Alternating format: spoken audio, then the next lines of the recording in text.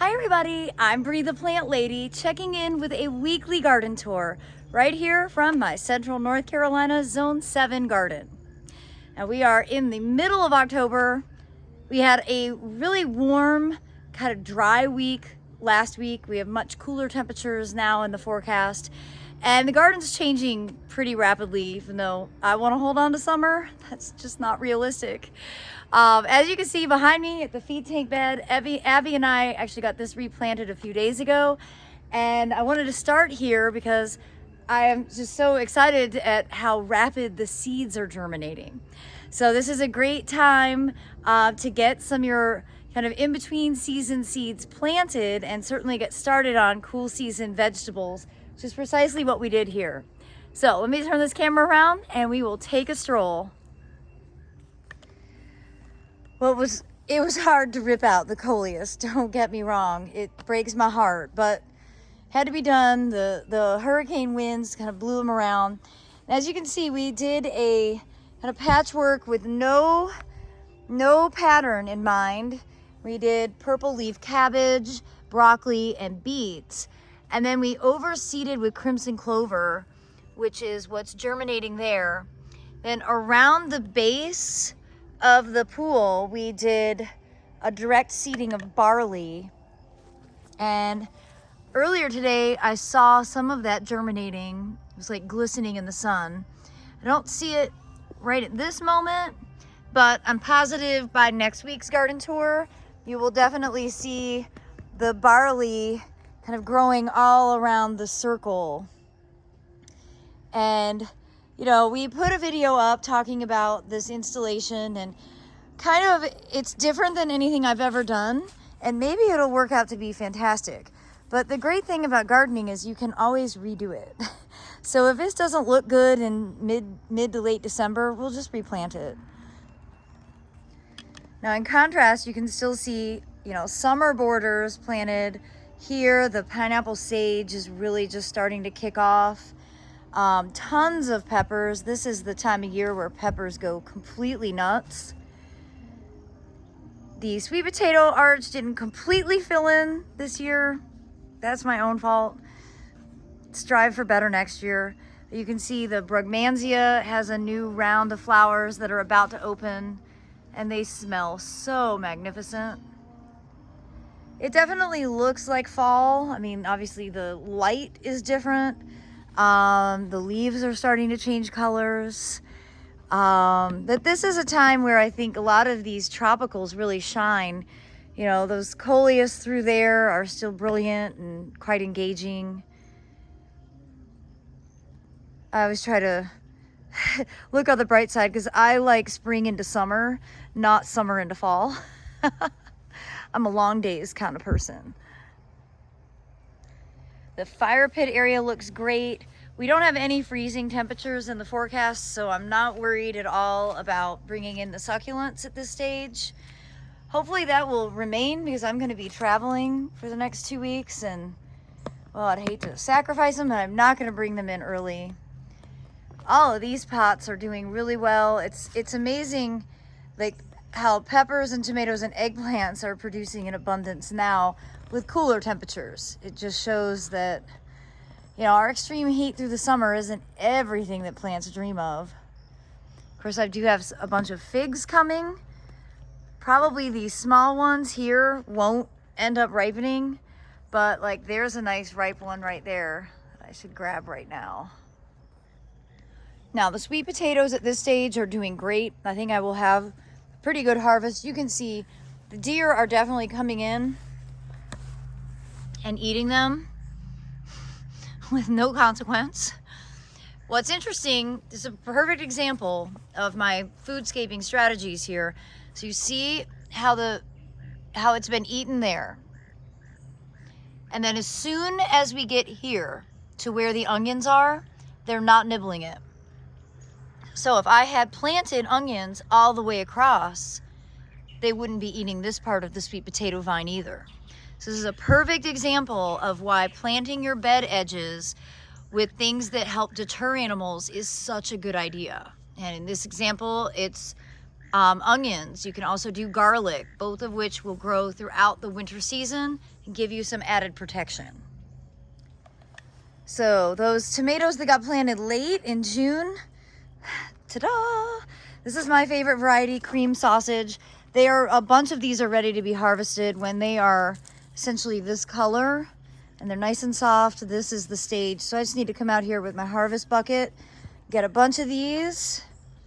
So happy. I swear tomatoes taste better in October.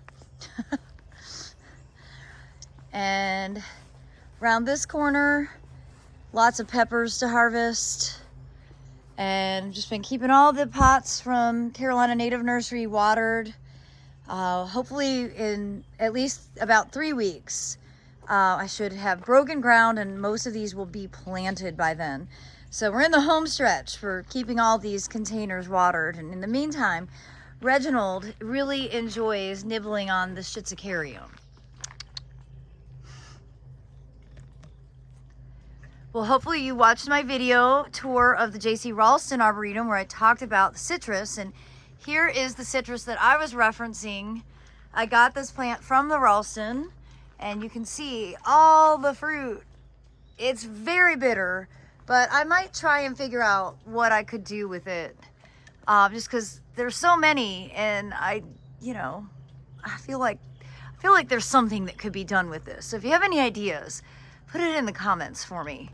I need some creative crowdsource concepts for this very bitter, hardy citrus. I love the lemongrass salvia combo. And as we make our way over here, you can really see what the deer have been up to. I need to plug my Orbit Yard Enforcer back in. I undid it because we had a party, hence the table and chairs that are still out. And overnight, the deer came and literally ate everything on these okras. And I've been waiting all summer to harvest from these. I've gotten one harvest. Still lots of flowers. I should get more fruit, but it helps when they can photosynthesize. So the doggone deer have been busy in here, not only eating okra, but also eating sweet potatoes, as you can see here.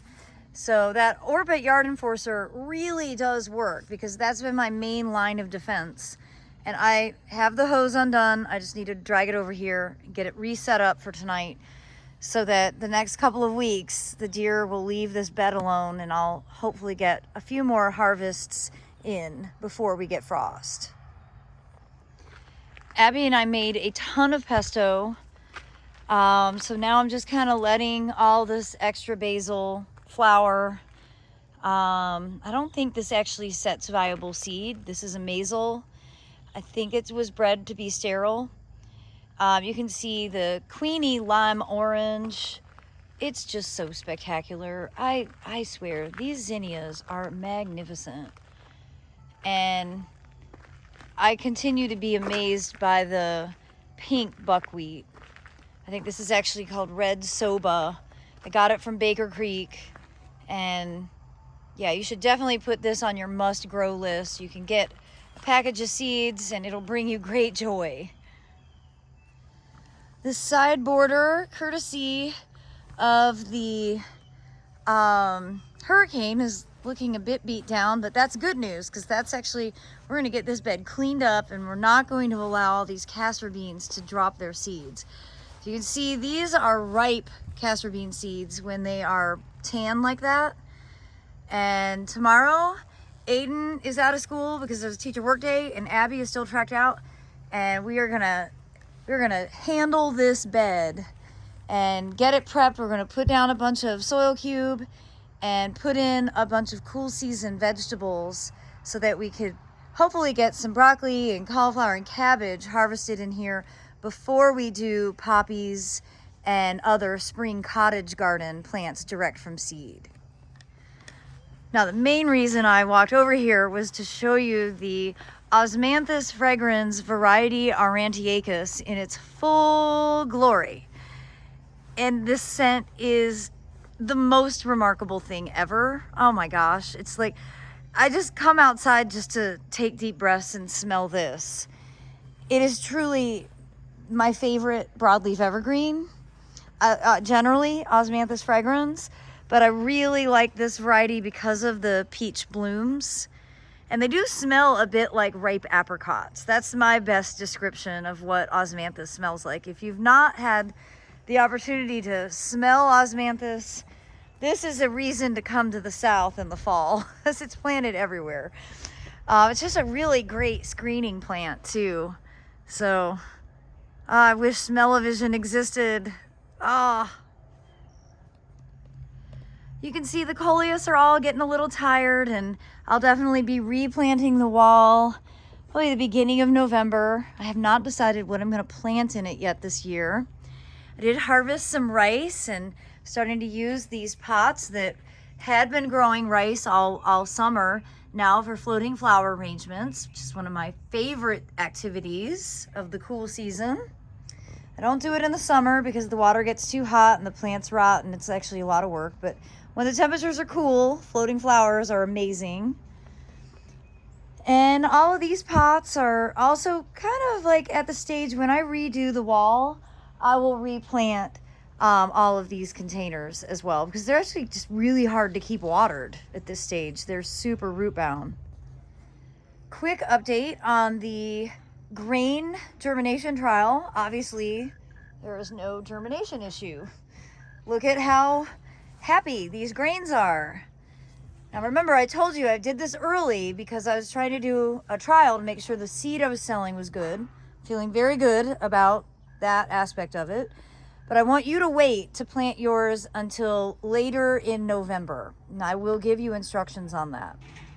Now, another thing I wanted to show you were the fava beans that I sowed about 4 weeks ago. And they are growing. I don't know that I'll actually get flowers or any beans produced. I'm really just growing these as an experiment on the timing.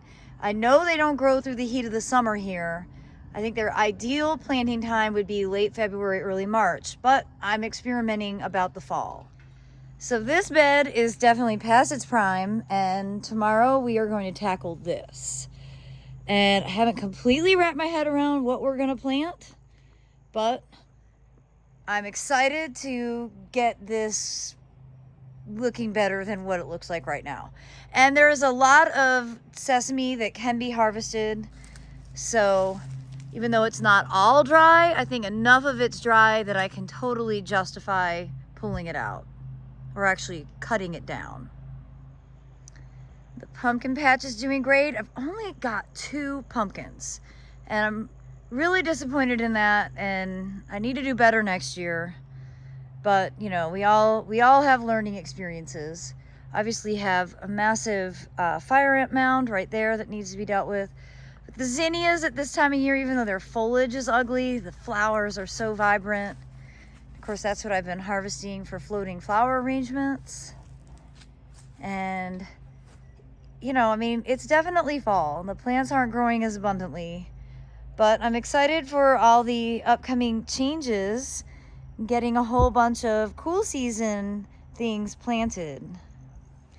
So we walk around back, you can see I've got lots of garlic. Look at all this garlic, Abby, that we need to dig up and transplant. So those are all garlics we missed last year in the spring.